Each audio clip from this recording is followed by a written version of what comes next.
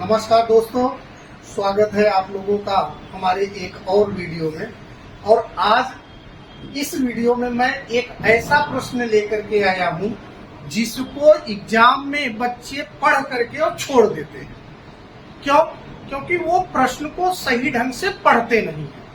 अब आप लोग सोच रहे होंगे कि ऐसा कौन सा प्रश्न है, तो भाई वो साधारण ब्याज का एक प्रश्न है। इस तरह के प्रश्न अक्सर पूछे जाते हैं और बच्चे सवाल को सही ढंग से न पढ़ करके, उसको सही तरीके से न समझ करके, पढ़ने के बाद एग्जाम में छोड़ करके आ जाते हैं। और अक्सर उनकी शिकायत होती है कि सर ये प्रश्न बहुत कठिन था, जबकि मैं आपको बता दूं कि ये प्रश्न इतना आसान है, बस केवल एक समझ की जरूरत है। अगर आप उस टॉपिक को समझ गए तो व्यवस्थित ढंग से आप इस प्रश्न को चुटकी बजा करके हल करेंगे। तो आइए देखते हैं वह प्रश्न कौन सा है। प्रश्न है हमारे पास कि 10% वार्षिक ब्याज की दर से 3 वर्ष में किस मूलधन का, इसको हाईलाइट में कर रहा हूं, इस चीज को आप लोग ध्यान से समझिएगा, का मिश्र धन 5,525 रुपए हो जाएगा। मतलब अभी तक बच्चों को प्रश्न जो आता था वह प्रश्न कैसा होता था, उसमें मूलधन दे देता था, ब्याज दर दे देता था, समय दे देता था। तो आप उससे क्या निकाल लेते थे, साधारण ब्याज और मिश्र धन। अब इस प्रश्न में घुमा क्या दिया कि आपको वार्षिक ब्याज की दर दे दिया, समय दे दिया और मूलधन नहीं दिया, क्योंकि ये बोला किस मूलधन का क्या निकालना है, मिश्र धन दे दिया गया है कि 5,525 होता है। तो आप लोग इस चीज को ध्यान से समझिए। जैसे हमें मूलधन मालूम होता था, फिर क्या मालूम होता था, ब्याज की दर मालूम होता था और समय मालूम होता था, तो हम मिश्र धन ज्ञात करते थे। अब हमें मूलधन नहीं दिया है, क्या दिया है, मिश्र धन और ब्याज दर और समय दे दिया। तो अब हम मूलधन को कैसे ज्ञात करें? तो इस तरह के प्रश्नों को हल करने के कितने तरीके हैं, 2। अभी इस वीडियो में मैं पहला तरीका बताऊंगा और इसके बाद वाले वीडियो में मैं आपको दूसरा वाला तरीका बताऊंगा। समझ में? तो अब इसको ध्यान दीजिए।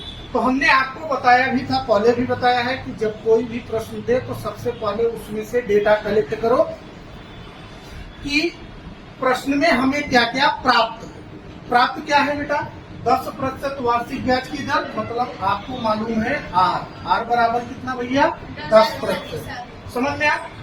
दर से 3 वर्ष में, मतलब समय टी बराबर कितना दे दिया, 3 वर्ष। चलो अच्छा हुआ कि ये वर्ष में दिया है, महीने में या दिन में नहीं दिया है, नहीं तो उसको हमें किस में बदलना पड़ता, वर्ष में। अब उसके बाद क्या दिया, मिश्र धन दिया। मूलधन आपका क्या है, गायब है। किस मूलधन का, मूलधन तो दिया ही नहीं है। और मिश्र धन दिया गया है ए बराबर कितना बेटा, 5,525। तो पहला तरीका ये है कि आप मूलधन को x रुपए मान करके हल करो। कैसे हल करेंगे, ध्यान से देखना और देखना एकदम लास्ट में आप बोलोगे कि वाह सर कितने गजब तरीके से आया। इसके बाद जब दूसरा तरीका बताऊंगा वो भी देख करके आप लोग बड़े आश्चर्य में रहोगे। ठीक है, तो इसको ध्यान से समझिए। तो हमने आपको क्या बताया कि मूलधन नहीं मालूम है, तो मूलधन कितना मान लो, x रुपए। कितना मान लो, x रुपए। तो यहाँ लिख लेंगे कि माना मूलधन कितना है बेटा, मूलधन है हमारे पास कितना, x रुपए। ठीक है, अब जब आपके पास मूलधन x रुपया हो गया, ब्याज की दर मालूम है, समय मालूम है, तो आप ब्याज ज्ञात कर सकते हो कि नहीं ज्ञात कर सकते हो? क्यों? क्योंकि I बराबर क्या होता है, PRT बटे कितना बेटा, 100।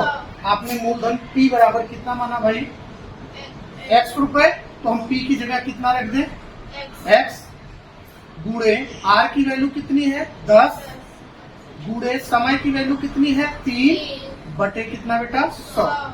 1 0 से 1 0 कट गया। अब 3 का गुणा x हुआ तो कितना हो गया, 3x बटे कितना बेटा, 10 रुपया। ये आपके पास क्या आया, ब्याज। क्या आया भाई, ब्याज। अब आपको क्या निकालना है, मूलधन। क्या निकालना है, मूलधन। तो मूलधन बराबर क्या होता है भाई, ए बराबर P प्लस आई। गर्मी बहुत तेज है, तो देखो मुझे पसीना आ रहा है। क्योंकि हम अपने दर्शकों से बताना चाहेंगे कि हम सूरत के अंदर अपनी संस्था को चलाते हैं वो यहाँ के इंडस्ट्रियल में काम करने वाले लोगों के बीच में, जिन्हें हम अगर शुद्ध हिंदी भाषा में कहा जाए तो जीवन के या इस संसार के ऐसे व्यक्ति हो जिनके मेहनत और पसीने से किसी भी शहर का निर्माण होता है, उनके बच्चों को पढ़ाने का काम करते हैं। तो चूंकि स्वाभाविक सी बात है, संस्था के पास हमारे फंड नहीं है, पैसे उतने नहीं है, मैं एसी या बढ़िया व्यवस्था करा सकूं, फिर भी हमारे बच्चे हमारा सपोर्ट करने के लिए गर्मी में भी बैठे रहते हैं। पंखा रहता है, लेकिन पंखा इसलिए नहीं चालू होता है कि पंखे की आवाज आती है तो वीडियो की वॉइस में थोड़ा दिक्कत आती है। हालांकि वॉइस उतना अभी क्लियर भी नहीं हो पाता मेरा, लेकिन फिर भी अपना प्रयास रहता है कि कम से कम हुआ हो। तो सवाल ये समझने की बात होगा कि इस समय नवंबर का अक्टूबर दिवाली बीत चुका है, फिर भी ये पोल्यूशन है, पोल्यूशन की वजह से यहाँ की गर्मी बढ़ी है, टेम्परेचर बढ़ा हुआ है। तो देखो बेटा, अब यहाँ ध्यान दीजिए, खैर इन सब चीजों से मुझे कोई फर्क नहीं पड़ने वाला है। पसीना बहे, मैं किसान का बेटा हूँ, मेहनत करने वाला हूँ, पसीना बहाऊंगा और लोगों को समझाऊंगा। ठीक है, तो अब आपके पास क्या निकालना है भाई? मिश्र धन। तो हमने अमाउंट कितना माना था बेटा? x रुपए। तो p कितना हो जाएगा? x रुपए। और i आपने कितना निकाला? 3x/10। इसको जोड़ लीजिए, तो यहाँ कितना हो गया बेटा? सॉरी, x प्लस i का मान कितना है बेटा? 3x/10। अब 10 का गुणा x हुआ तो 10x, सॉरी 10x प्लस कितना बेटा? 3x बटे कितना? 10। अगर न समझ में आया तो ऐसे ध्यान दो, 10 और 1 का एलसीएम कितना हो गया? 10। 10 में हमने 1 से भाग दिया, कितना आया? 10। और 10 का गुणा x में हुआ तो 10x, और प्लस ये 10 में 10 से भाग दिए 1 आया, 1 का गुणा 3x में हुआ तो कितना आ गया? 3x। तो 10 और 3 कितना हो गया बेटा? 13x/10। ये आपके पास क्या आया? a बराबर 13x/10। लेकिन एक चीज गौर करो बेटा, इस प्रश्न में अमाउंट दिया गया है। दिया गया है कि नहीं दिया गया है? किस पर दिया गया है? सेम ब्याज पर, सेम समय पर दिया गया है। तो ये मिश्र धन और ये मिश्र धन दोनों बराबर होंगे कि नहीं होंगे? बराबर होंगे। तो इसका मतलब हम लिख सकते हैं 13x/10 के बराबर 5525। अभी हमारा कौन सा समीकरण बन गया? रैखिक समीकरण। समझ में आया? रैखिक समीकरण जैसा बना। तो ये 10 यहाँ भाग के रूप में है, उस तरफ जाएगा तो गुणा, तो यहाँ हो जाएगा 13x बराबर 5525 गुणे 10। अभी 13 का x के साथ क्या है? गुणा, उस तरफ जाएगा भाग। तो x बराबर 5525 गुणे 10 बटे कितना बेटा? 13। 13 एक कम 13, 13 चौका 52, 3 बचा 2, 32 हुआ, 13 दूना 26, कितना बचा?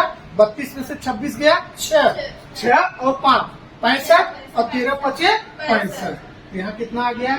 x बराबर 425 गुणे 10, x के बराबर आ गया बेटा 4250 रुपया।